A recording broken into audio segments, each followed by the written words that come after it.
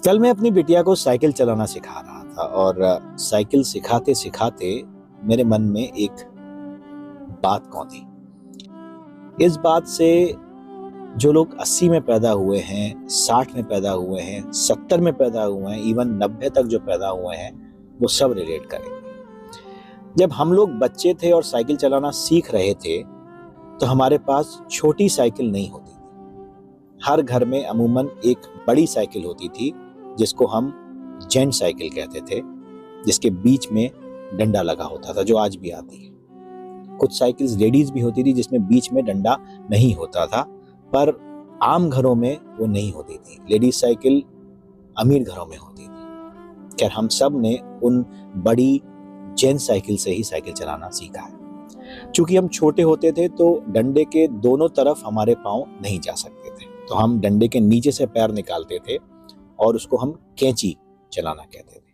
हम सब ने ऐसे ही साइकिल सीखी है और धीरे धीरे जब हम लंबे हुए, बड़े हुए, तब हम दोनों तरफ पैर निकालकर गद्दी पर बैठकर चलाना सीखे। तो हमारे साइकिल सीखने के 2 स्टेप्स थे, एक कैंची और एक गद्दी।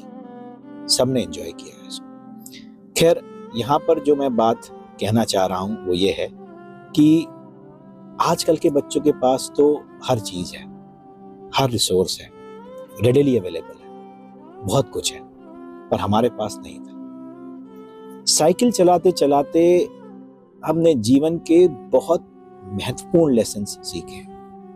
पहला तो यही था कि जो आपके पास है उसे ही अपने उपयोग के लायक बनाओ। छोटी साइकिल तो है नहीं, बड़ी साइकिल पर चलाना कैसे सीख सकते हैं, ये पहली सीख हमको उससे मिली।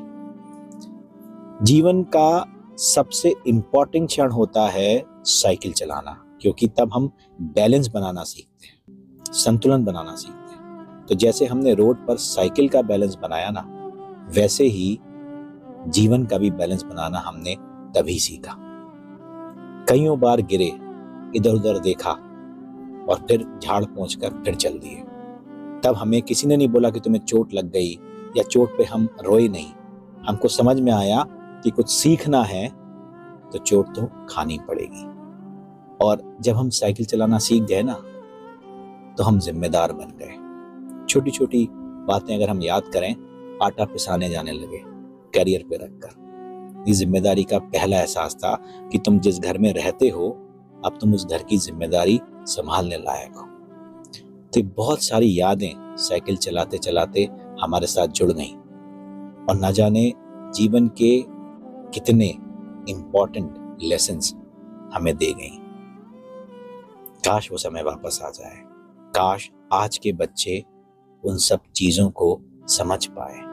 काश आज के पेरेंट्स ये समझ पाए कि बच्चों को हर वक्त बैसाखी देना अच्छा नहीं होता।